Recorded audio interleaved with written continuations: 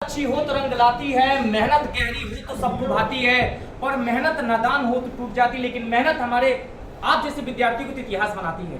आइए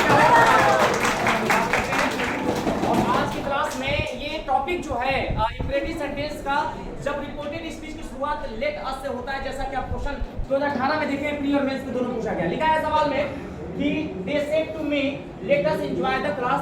इसमें बहुत सारे बच्चे बनाते भी हैं, थोड़ी मिस्टेक करते हैं। आइए देखते हैं बच्चों को मिस्टेक जो हमसे होते हैं।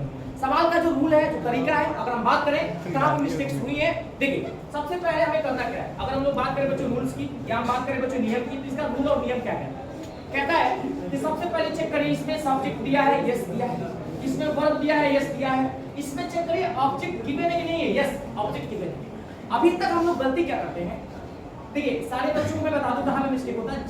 जहां पे सेट टू है, लिसन टू मी केयरफुली, जहां पे सेट टू है, उस सेट टू को हमें टोल्ड में चेंज करना है कि नहीं करना है, ये तो बात अलग है।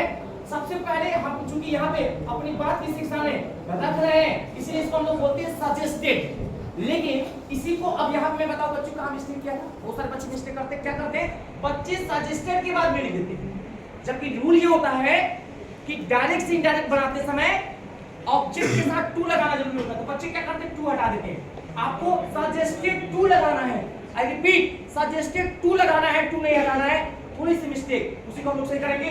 और यह मेरे प्यारे बच्चों, हम चाहे तो प्रपोज्ड भी लगा सकते हैं। प्रपोज के साथ टू लगाना है, जब ऑब्जेक्ट दिया है तो टू लगाना ही लगाना है, इतना ही नहीं। अब हम बात करते हैं यहाँ पे, हमें पता चल गया बेसिक, या तो ये या ये।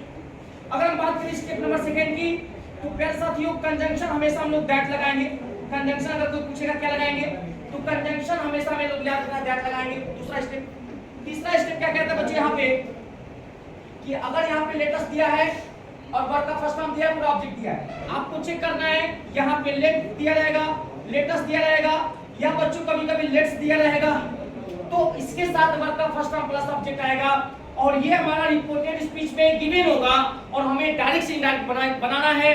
तो हमें दो बातों पर ध्यान देना है, और वो जो दो बातें हैं वो ये करना है कि यहाँ पे अस में वी छिपा है, अस में वी छिपा है, तो हम यहाँ पे वी लिखेंगे, और या हम चाहे तो दे भी लिख सकते हैं। लेकिन ध्यान रखना है कि पेपर में वी और दे दोनों आए तो आप प्रायोरिटी हमेशा वी को देंगे, प्रायोरिटी हमेशा वी को देंगे।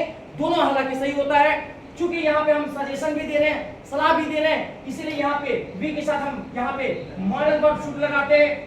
शुड चूंकि मॉडल वर्ब है, इसीलिए प्यारे साथियों हमेशा इसके साथ वर्ब का फर्स्ट फॉर्म प्लस ऑब्जेक्ट आते हैं, और इस प्रकार हमारा तैयार हो जाता है लेटेस्ट वाली समस्या का सॉल्यूशन। आइए मिलकर बनाते हैं। तो यहाँ पे क्वेश्चन का सारा रूल है, ऊपर सवाल है, आंसर अगर हमें बनाना है तो हम इसका आंसर जब बनाएंगे तो सबसे पहले दे सेट टू की जगह पे हम लोग ये लिखेंगे suggested to. Suggested to me लगाना है, सिर्फ मी नहीं लगाना है, टू भी लगाना है। कंजंक्शन हम लोग लगाएंगे दैट, कंजंक्शन लगाएंगे दैट। अब यहाँ पे दैट के बाद हम वी भी लिख सकते हैं और दे भी लिख सकते हैं। मैंने क्या बताया, प्रायोरिटी हमेशा दे को नहीं वी को देंगे, और चूंकि वी दिया है और सलाह दिया जा रहा है यहाँ पे, इसलिए वी शुड लगाएंगे, और एंजॉय चूंकि वर्ब का फर्स्ट फॉर्म है, और द क्लास। और इस प्रकार से हमारा इनडायरेक्ट स्पीच खत्म होता है। मिलते हैं अगले क्लास में।